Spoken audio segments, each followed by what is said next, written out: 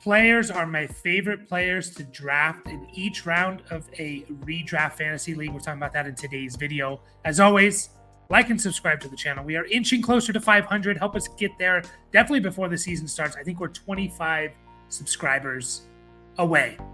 Today, what we're looking at is my favorite pick from each round, rounds 1 through 12. And I know there's more in redraft, but once you get past round 12, it's more about like bench players and stuff. But maybe I'll make a video specifically on those later rounds. But today we're talking about my favorite players to draft from each round. Again, this is for redraft fantasy football, half PPR. This is according to Sleeper ADP, right? Sleeper ADP. This is literally where each player was drafted. Obviously, teams wouldn't build this way, like two tight ends back to back for team 3 or 4 quarterbacks for team 6. They're not going to actually build that way. This is for Sleeper ADP, right?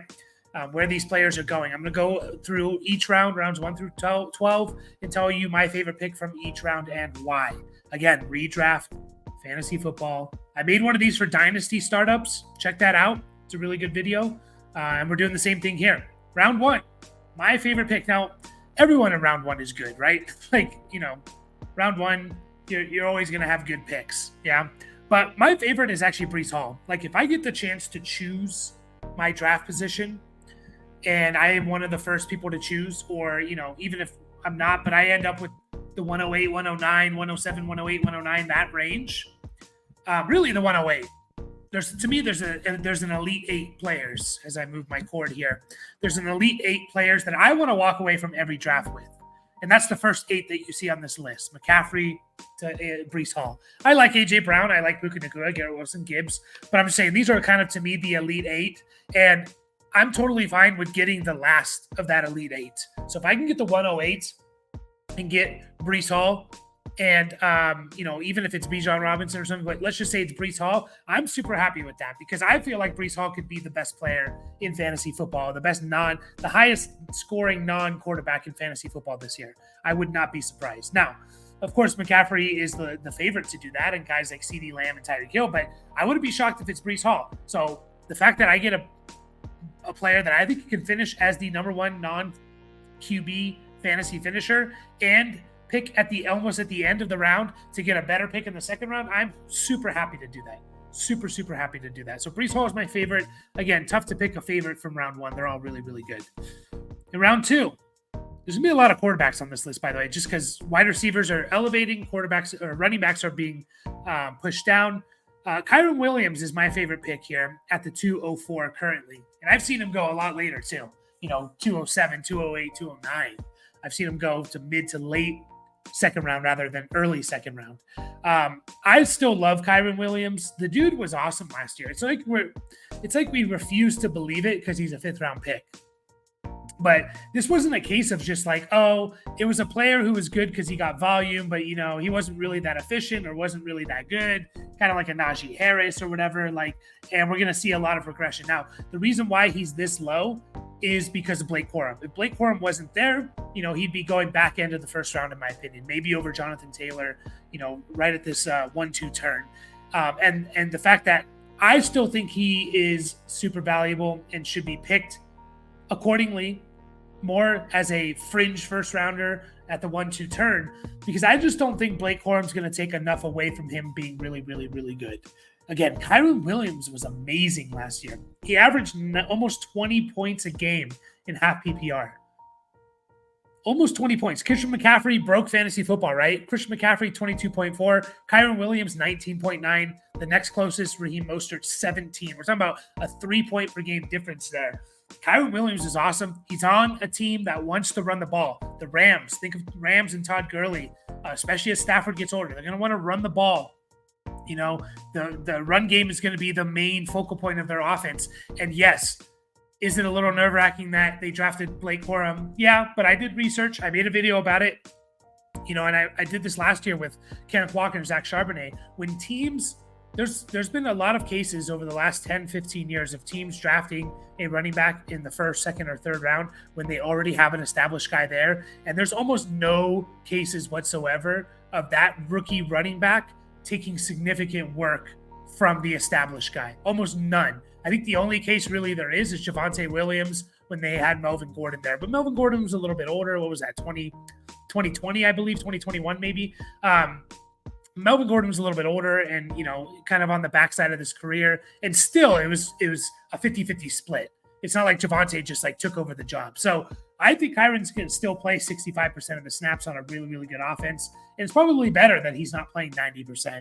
He's still going to get to all the value touches, in my opinion. My favorite pick in round 3 is Derrick Henry at the 301. I look at round 3 and even the back end of round 2, but I look at round 3 and I'm just, man, there's a lot of okay, I like these players, but there's a lot of questions for round 3 picks. There's a lot of questions. Josh Jacobs, super inefficient last year. Can he get back to his 2022 form, or is he more like his 2023 Josh Jacobs? Nico Collins, is he the true number 1 for the Houston Texans? Travis Kelce's getting older. Mike Evans getting older. Debo, still like Debo a lot, but it's always crowded, a lot of mouths to feed in the San Francisco offense, right? Stephon Diggs, we saw him fall off, and now he's in a crowded receiving room. Isaiah Pacheco, he's pretty safe, I would say, but how much are the Chiefs going to rely on the run game again? We'll see DJ Moore, crowded receiving room, Jalen Waddle, all these. There's a lot of questions here, and I look at Derrick Henry and I say, yeah, he's older, right? And I said that with Kelce and Evans, and those guys I still really, really like.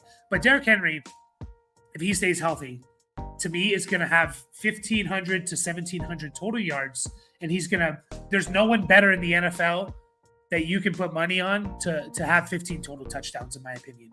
There's no one better. He's on the short list of the top 3 or 5 guys that you would list. You're not getting very far before you mention Derrick Henry's name. I don't care if he's inefficient and runs for 4 yards a carry. He's going to get 280 touches or more, in my opinion.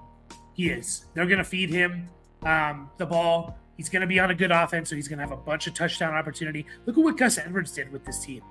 Gus Edwards, he averaged 4.1 yards a carry. He rushed for 800 yards, had 1,000 total yards and 13 touchdowns.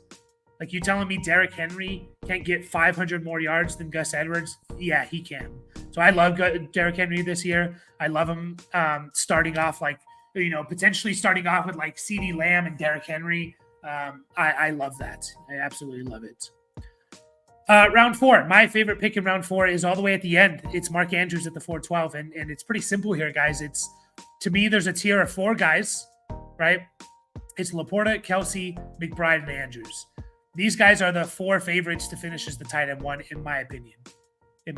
Now, can you add Kincaid and Kyle Pitts there? Sure, maybe, but I feel very much more comfortable throwing these 4 in. I wouldn't be surprised if Kincaid and Pitts were tight end 1, but I feel much more comfortable with these 4. And the fact that I can get Mark Andrews usually as the last one of those 4 at the end of the 4th round, 2 rounds later than Sam Laporta, I'm doing that every day of the week. Every day of the week. I'm not going to take Sam Laporta at the 212 when I can potentially get Mark Andrews or even Trey McBride, at the end of the 4th round. Mark Andrews last year, if you take out one already, he averaged 11.3 points, half PPR points per game. That's 0.2 points less than Laporta and Kelce, 0.1 less than TJ Hawkinson, right? So he was already tight end 4 last year. If you take out the game where he basically only played 10% of the snaps, the game where he missed, or he got hurt and missed the rest of the year, if you take that game out and just go from weeks 1 through 10, the first 10 weeks, Mark Andrews was the tight end 1 in points per game. Actually, no, he was tight end 2. Sorry. He was behind Kelce. He was tight end 2 in points per game. He averaged 12.6 points per game, more than Hawkinson, more than Kittle, more than Laporta. So Mark Andrews was awesome last year. I think we forget about it because he got hurt. So I'm totally happy taking him. If I do, I generally don't take one of the top tight ends, but if I'm going to, I'm going to take the last one of the tier that I can get, 2 rounds later than the other 2 guys. Round 5, my favorite pick in this draft is, there's a lot of good picks in round 5, actually, like Tank Dell, George Pickens. Amari Cooper is my favorite here at the 509. Amari Cooper at the 509, going as the wide receiver 29 so far as we starting. As the wide receiver 29 to me is a little crazy in my opinion. Now, let me just tell you a couple things. So, Amari Cooper last year, I know a lot of people are going to look at his numbers and say, well, last year, wide receiver 17, averaged 12.7 points per game. Obviously, he had a huge game, 46-point game in week 16, which does bump that average up a little bit. If you take out the games where Amari Cooper wasn't playing with a competent quarterback, if you look at the games where he had either Deshaun Watson or Joe Flacco, he was like a top 12 in points per game. He was, I think, over 15 half PPR points, maybe closer to like 17 half PPR points per game. He was like easily in the top 10 in points per game. If you take out the Dorian Thompson-Robinson games, the PJ Walker, and who's the other guy that they had there? They had another guy there that, old, I'm trying to remember his freaking name now. He's like the old, he's been a backup quarterback his entire career. But anyways, if you take those games out, Amari Cooper was awesome. Now, I know a lot of people are going to point to Deshaun Watson and Amari Cooper. Jeff Driscoll was that player. If you take out the Jeff Driscoll 1 game started, the PJ Walker 2 games, and the Dorian Thompson-Robinson, so that's 6 games there. Amari Cooper was like amazing last year. Top 5, top 10 wide receiver in points per game. And I don't really see that changing. I think he's the clear number 1 target for them. I know a lot of people are going to look at Deshaun Watson and say, well, he sucks, blah, blah, blah. And if you actually look at Amari Cooper's numbers with Deshaun Watson over the last 2 years, the games in which Deshaun Watson played and started, which I believe is like 7 or 8 games. It's 6 games in 2022. 6 games in 2022, and it's 1, 2, 3, 4, 5 games in, so 11 games total. Amari Cooper, his like stats come out to like 80 catches, 1,200 yards, and like 7-8 touchdowns. Basically what Amari Cooper's been doing his whole career, and it's like a top 15 wide receiver in points per game. So Amari Cooper to me is still going to be good, and that's with Deshaun Watson just not playing well. Really not playing well. If Deshaun Watson can get even a little bit back to what he was in 2020, Amari Cooper's going to be even better in my opinion. So I love Amari Cooper. To me, he's a low to mid wide receiver 2, and he's being taken as like a high wide receiver 3. So I like the value there from Amari Cooper. Round 6, I love James Conner. Every year, I like James Conner. Like, I'm not too worried about the age thing. Yeah, he's 29. He just turned 29, so this will be his age 29 season.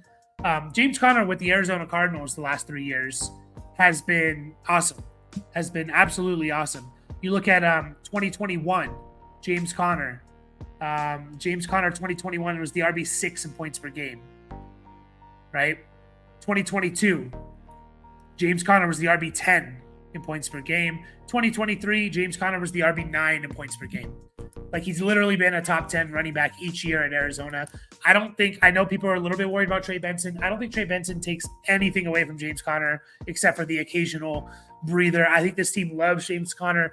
Now he's on a really, really good offense, right? He's on a really good offense. Look at the last time we saw James Conner on a really good offense with Arizona. He scored 18 touchdowns. Like, he's gonna get 200 to 200.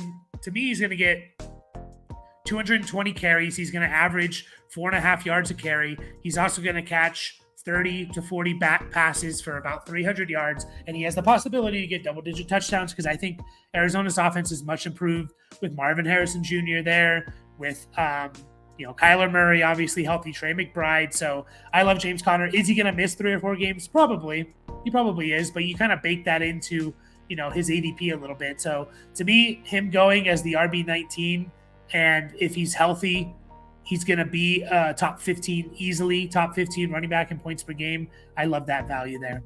Round 7, another running back where I just love the value, and it's Raheem Mostert at the end of round 7 at the 7-12, and I just don't understand this one, guys. Devon Achane is going at the 2-11, and Raheem Mostert's going at the 7-12.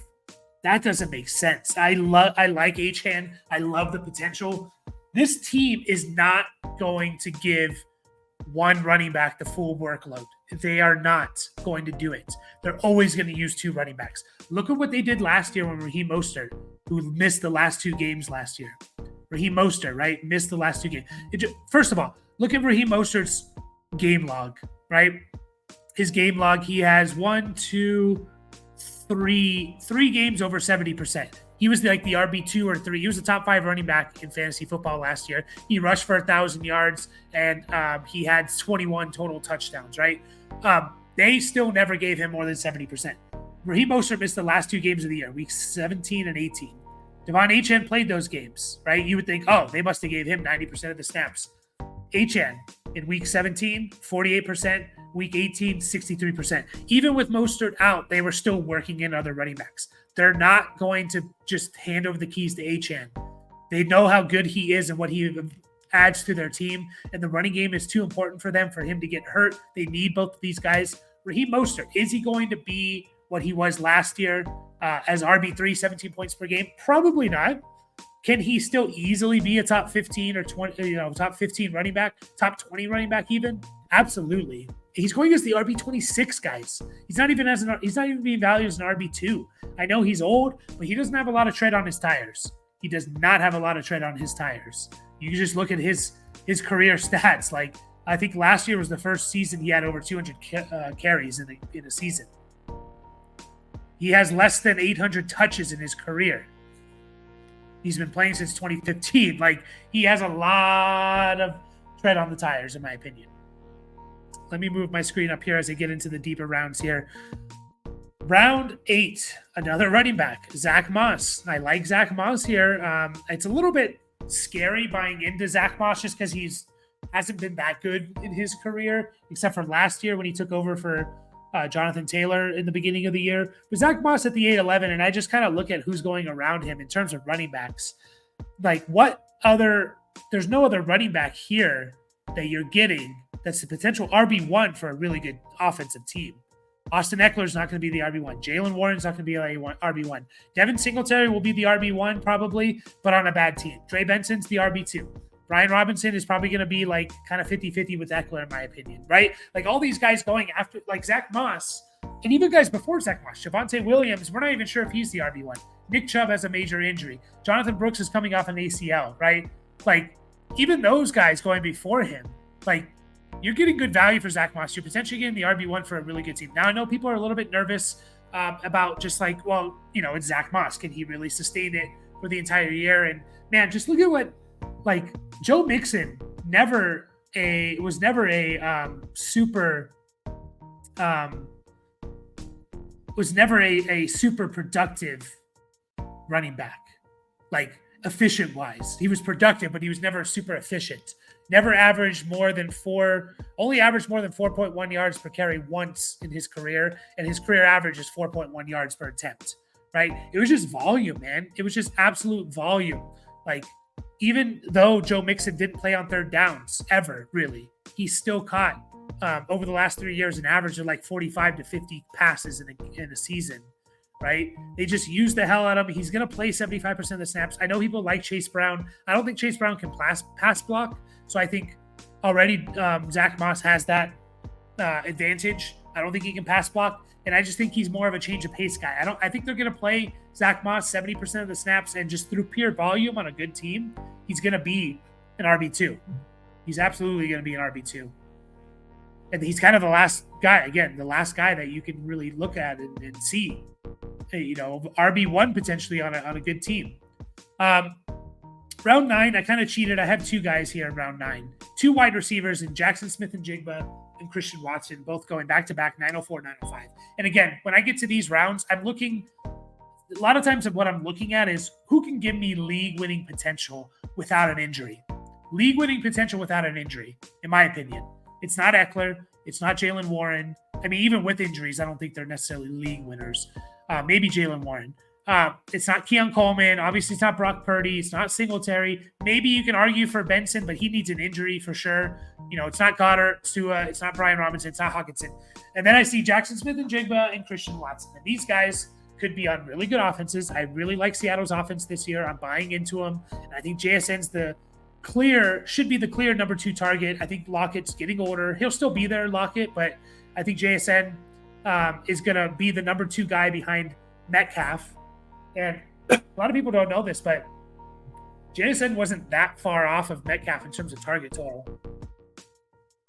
I think there was like 15 targets or so difference between the two. And like Obviously, JSN not playing as much and was a rookie, right?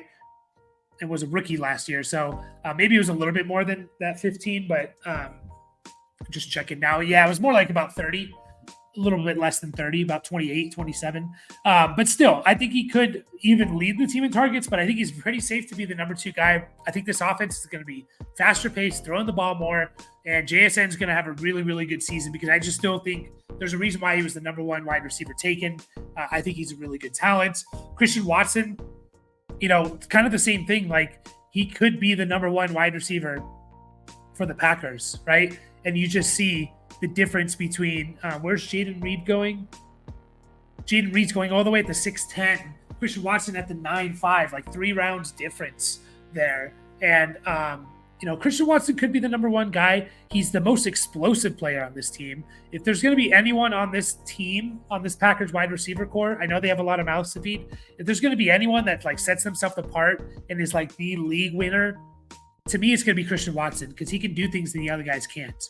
Like, he's just super, super explosive on a potentially really good team. Like, if he could just stay healthy, he could be a league winner in round 9. So those are 2 guys that I think can win me leagues in round 9. Round 10, I also cheated. I chose 2 quarterbacks here, Jaden Daniels and Justin Herbert, going as the QBs 15 and 16 respectively. One, we'll start with Jaden Daniels. Yeah, he's a rookie, but he's going to run the ball. I'll take him over Caleb Williams for redraft 2024 any day of the week. And they're going, 2 rounds apart, essentially. Jaden Daniels, to me, is on the short list of guys who can rush for 1,000 yards. And I think he's a pretty talented passer. And we talk about Caleb Williams and his situation. Like, Jaden Daniels, his situation isn't that bad either. Like, you have Terry McLaurin, who's a good receiver. You have Jahan Dotson, who I still think could be a solid wide receiver too, former first-round pick who's flashed.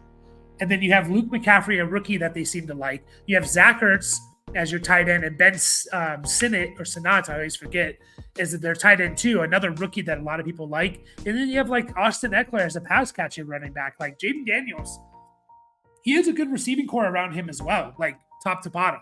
Not as good as the Bears, but still really good. And he's going to run the ball for 1,000 yards. Like, this guy could finish as a top 5 quarterback this year as a rookie because he can run for 1,000 yards. And all he has to do is throw for like 2,500 yards and 15 touchdowns, run for 1,000 yards and 5 more touchdowns, and you're going to be a top 5 guy. Easy. Justin Herbert's another guy, like, the mighty have fallen. I know people are worried about the Chargers and they're not going to run the ball at all. I think that's or pass the ball at all. I think that's a little overblown in my opinion. They're going to pass the ball. They've never had Jim Harbaugh has never had a quarterback as good as Justin Herbert, in the NFL, right? And I think they're going to throw the ball a little bit more. And even if they don't, all that really matters is touchdowns, guys.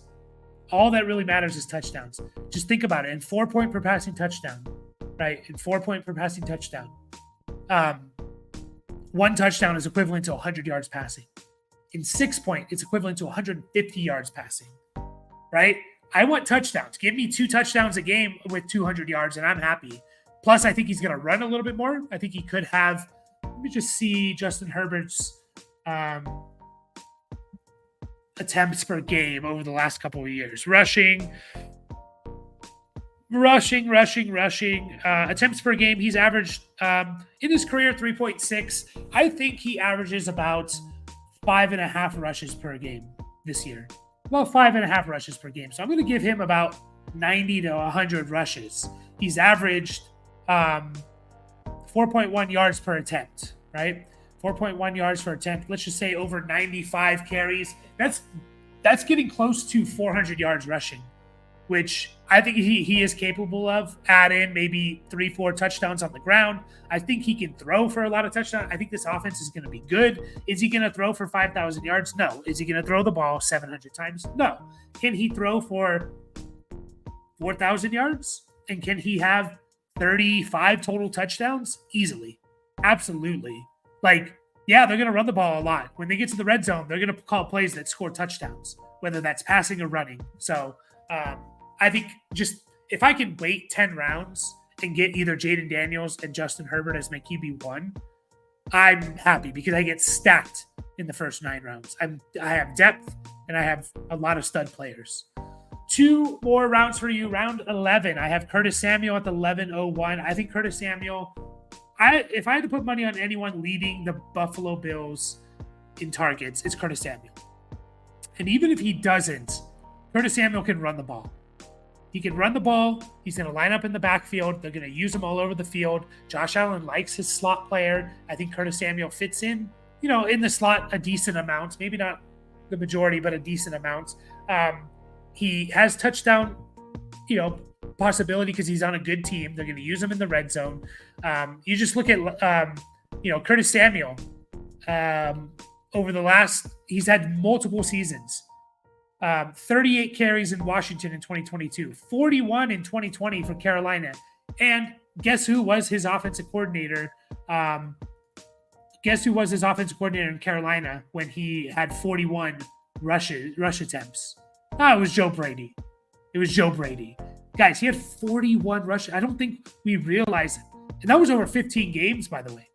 41 rush attempts over 15 games. That's over 2.5 a game. Over a 17-game season, that's 46 rush attempts. That's another 2 to 250 yards adding on the ground, which means all he needs to do is give you 800 yards receiving, 200 on the ground. He's a 1,000-yard player who potentially, he's going to catch, in my opinion, 70 to 80 balls. He has potential to score 6-7 touchdowns. I think he's the leading guy for Buffalo, and I think you're getting him all the way at the 11th round, and he's just your bench player. I love that. And then last up, I have in round 12, Jalen Wright at the 12-10. It's just the possibility. Again, we're in the range now where we're filling out our bench, right? We're filling out our bench. All these guys are kind of starting off as bench players. And I just look at like the other players like Rashid Shaheed. Okay, nice player. Jerry Jeudy, Josh Downs, quarterbacks if you need them, tight ends if you need them. And then I look at, kind of these first 3 running backs, really, you can kind of make the case. But, Chuba Hubbard, I don't know how good the Carolina Panthers offense is going to be. Kendre Miller, Jamal Williams is still there. So I think he kind of needs to be league winner. I think he might need multiple injuries. Whereas Jalen Wright, if either Achane or Mostert gets hurt, Jalen Wright's the next up. And he's going to get 50% of the snaps every game if one of those guys go down. And he's on one of the best offenses in the league. And just look at what their running backs did last year. So, I'm getting league-winning potential in round 12. I will scoop that up any day of the week. So there you have it, guys. Those are my favorite picks from each round of half PPR ADP, current ADP on July 15th for fantasy redraft leagues. I will be making another one of these with the guys I don't like, the guys I hate in each round. Be on the lookout for that. Appreciate you guys watching. Help us get to 500. Catch you all in the next video.